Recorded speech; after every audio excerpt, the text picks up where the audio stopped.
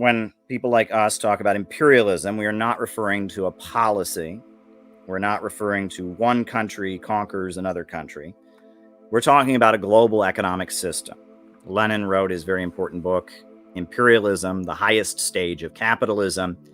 And in that book, he talked about how capitalism, the economic system in which the banks, factories, and industries and centers of economic power are operated for the profits of a small group of owners, it had entered its stage of monopoly, in which a few big corporations, trusts, cartels, and syndicates dominate the economies of Western countries. Britain, France, Germany, the United States, the Western countries are dominated by a few ultra-monopolistic corporations. Banks, houses of finance sit at the center of the global system of imperialism.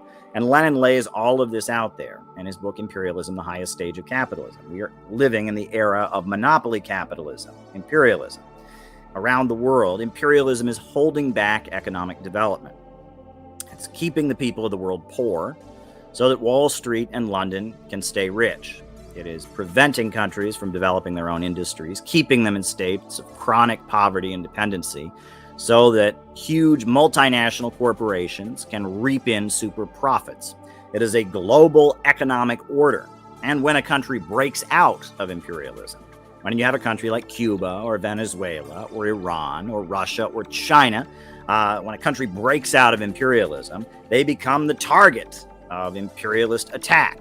Wars are waged to enforce this economic system of imperialism. Troops are sent in to crush independent governments that might emerge. Sanctions are imposed on countries as economic warfare. The USA loved Russia when it was deeply impoverished, but when Russia broke free with the Bolshevik Revolution in 1917, started raising itself up out of poverty, the imperialists couldn't stand Russia. We had the Cold War. The imperialists loved China when China was poor, but when China broke free with the Chinese Revolution led by Mao Zedong, at that point they hated China. The USA has done everything it can to crush Russia and China because they're competitors.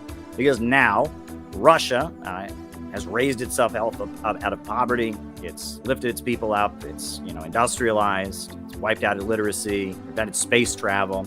China is now the second largest economy in the world. They hate Russia and China because they broke free from imperialism. They developed, they raised themselves up. And now all over the world, people are buying their natural gas, not from ExxonMobil, BP, Shell, or Chevron, but from Gazprom and Rosneft. Russia is competing with the Wall Street imperialists on the global energy markets. They're not a captive market having to buy their oil and gas from the United States. Instead, they are competitors with the Wall Street oil and gas monopolies.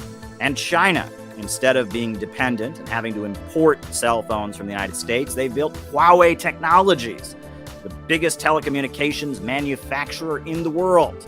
And they're competing with Apple and Samsung and Western companies and Verizon in telecommunications. They don't have to import their steel from the United States or from German steel companies. Instead, China makes half the steel in the world, and people around the world are buying their steel from China. The imperialists don't want any competitors. They want the world to remain poor so that they can sit at the top as monopolies. They want to hold back development. They want to keep the people of the world impoverished so that they can maintain their monopolies. U.S. imperialism being the main enemy of the people of the world and the people of the United States. Mao Zedong said imperialism is oppressing the people at home, and that the people of the United States will gain their liberation by standing arm in arm with the people of Africa and Asia and Latin America against the imperialists. This is Marxism-Leninism, that the same big banks and corporations that set up the prison industrial complex are the same big banks and corporations that colonize and exploit people in Africa. That the same big banks and pharmaceutical companies that set up the opioid epidemic and made billions of dollars pushing doctors to overprescribe medications. These same big banks and corporations are dominating the world, preventing countries around the world from developing their own pharmaceutical industries, maintaining a captive market over the control of drugs and medical supplies.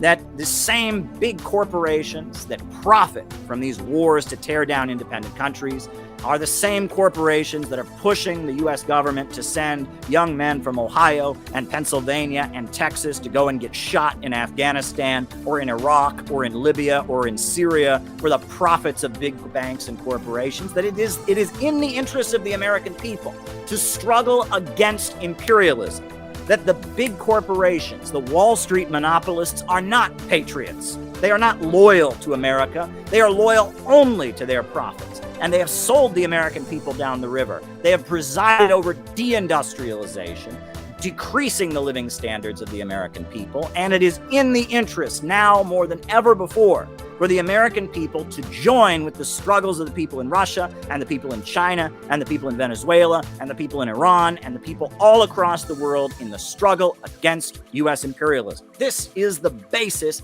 of our ideology. This is what Marxist-Leninists, what socialists, 21st century socialists, scientific socialists, anti-imperialists, patriotic socialists, whatever you want to call us, this is what we believe. That the imperialists are traitors, that we share a common destiny with the people of the world, that the black nation struggling for liberation from the colonization and exploitation has a common destiny with the American working class.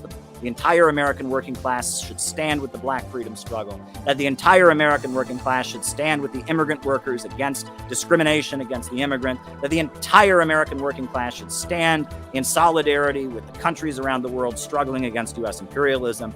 This is the basis of what we believe. It is the economic analysis that lays the basis for anti-imperialism, for Marxism-Leninism.